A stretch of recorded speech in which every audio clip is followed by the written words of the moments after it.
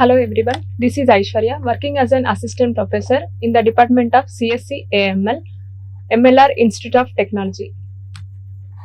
The overview of this session is data integration, issues in data integration, data reduction. So first of all we need to know about the data integration. Data integration is data processing technique that combines the data from multiple heterogeneous data sources into a coherent data store, and it provides a unified view of the data. It helps in creating a complete and consistent dataset for analysis. During this process, the data is cleaned to remove errors, transformed into a common format, and checked for inconsistencies so that all the information matches correctly. The main purpose of data integration is to make the data accurate and data accurate, organized and meaningful for data analysis and better decision making. Common methods used for this data integration are data warehousing, ETL, that means extract, transform and load. Data integration is used in a wide range of applications such as business intelligence, data warehousing, master data management and analytics. There are mainly two major approaches for data integration. First approach is tight coupling approach. Second one is loose coupling approach. So first one is tight coupling approach. This approach includes creating a centralized repository. This approach is creating a centralized repository or data warehouse to store the integrated data. In this coupling, the data is combined from different sources into a single physical location through the process of ETL, extraction, transformation and loading.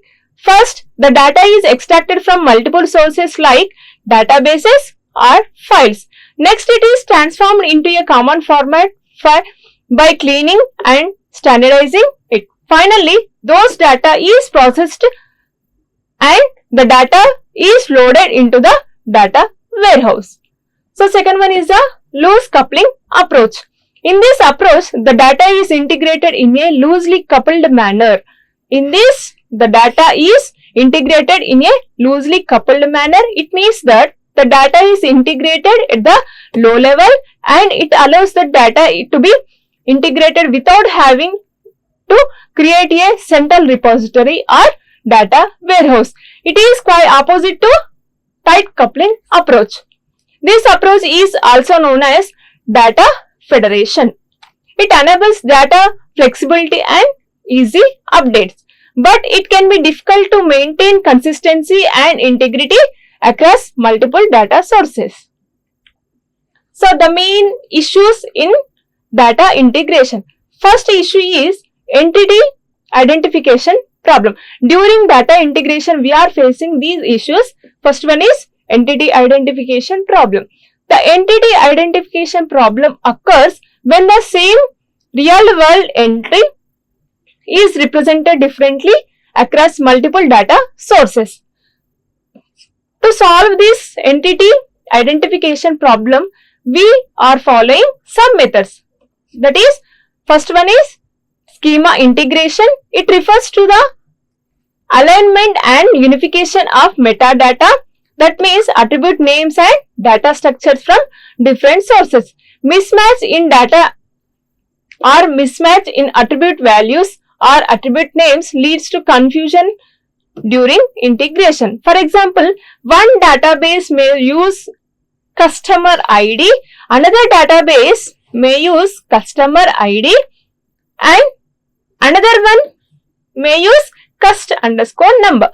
So, to represent the same attribute, these need to be mapped correctly. So, second method is handling missing data.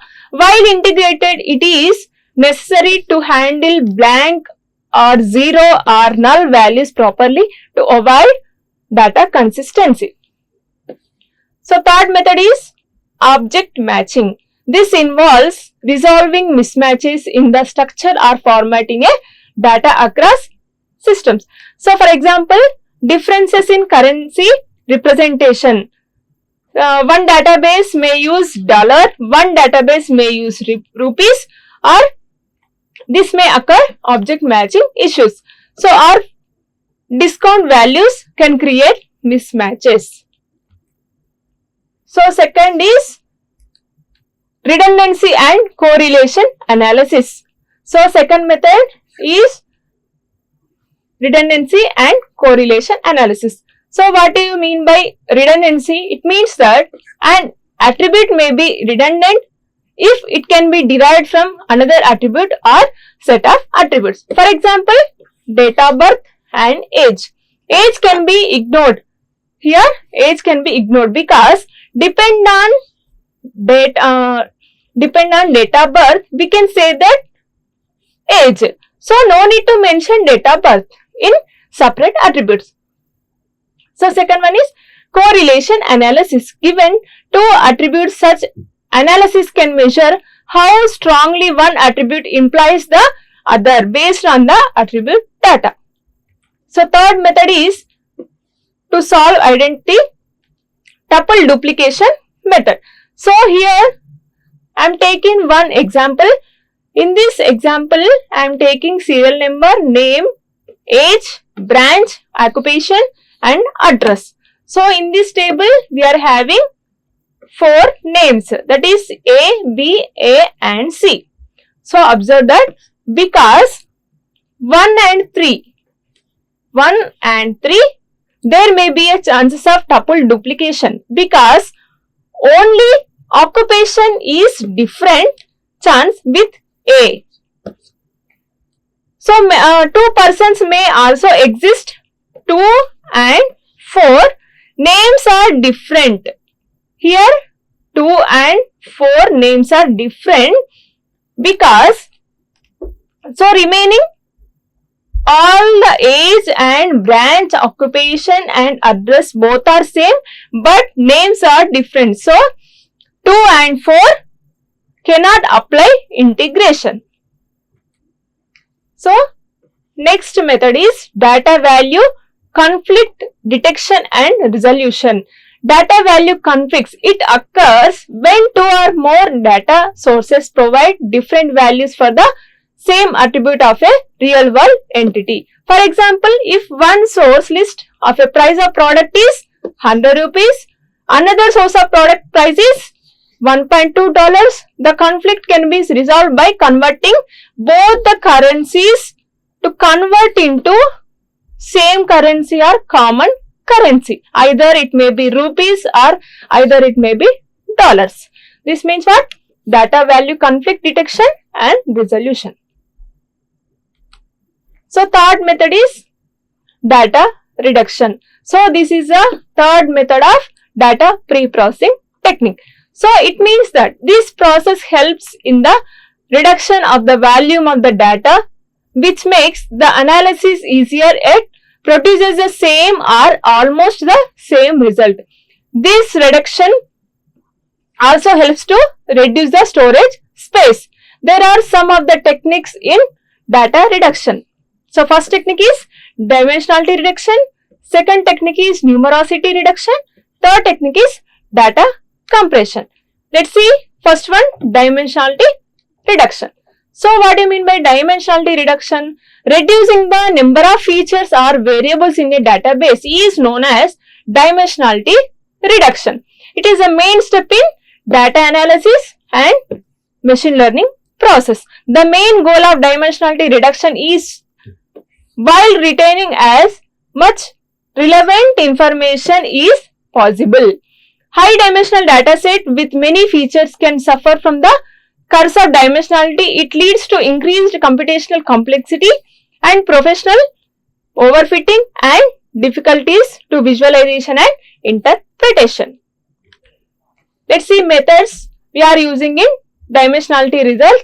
First one, stepwise forward selection. In this method, the process starts with the empty set of attributes. In this stepwise forward selection, first step is we are taking an empty set of attributes and adds one attribute at a time that contributes most to the predictive accuracy. Let us consider a data set with the following attributes. What is the attribute set? First one, age, income, education and work experience and communication skills and also performance score. This is our data set. We want to use stepwise forward selection to identify a subset of attributes most relevant to predicting job performance. So, first we need to take initial attribute set. What is initial attribute set? Age, income, education, work experience, communication skills and performance score. So, in this method, we are starting at first set is empty set. So, initial reduced attribute set is what? Empty data set. Step 1. So, now evaluate the statistical significance or other relevant criteria. First one, we need to take the first attribute, that is age. So, next, then add to the next attribute. So, most relevant attribute we can add this attribute. So, second step is what? Age with work experience. So, work experience is most relevant attribute. So, add work experience as it complements age in predict the job performance. Next, step 3. So, age, work experience, we need to add communication skills. So, include communication skills as they provide additional valuable information. So, communication skills is the most relevant attribute in our data set. So, final reduced attribute data set is what? Age, work experience and communication skills. So, in this example, the stepwise forward selection process identify the above subset. The only age and work experience and communication skills were selected because they provided maximum predictive value with minimum redundancy, making the model more efficient and interpretable. That's why we need to take only age, work experience and communication skills. Remaining attributes we are removed that. So, second method is what? Stepwise backward selection. In this method, the process starts with the complete set of attributes and removes one attribute at the same that has the least contribution. This is most important point, that is least contribution or importance to the model's predictive method. So, first one, same data set. Here I am taking same data set, that is initial data set is or initial attribute set is age, income, education, work experience, communication skills and performance score. So, next, initial reduced attribute set is age, income, education, work experience and communication skills and performance score. So, because this process starts with the complete data set, that's why I am starting with complete data set. So, step 1 is age, income, education, work experience and communication skills. Evaluate the at least significant attribute, that is income. So, then the set is age, education, work experience, communication skills and performance score. So, step 2, that is age, education, work experience and communication skills.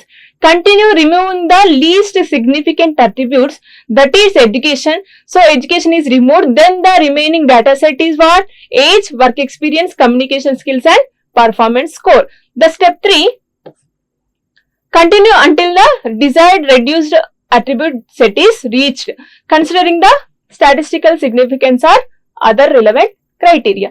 Final reduced attribute set is what? Age, work experience and communication skills. Thank you.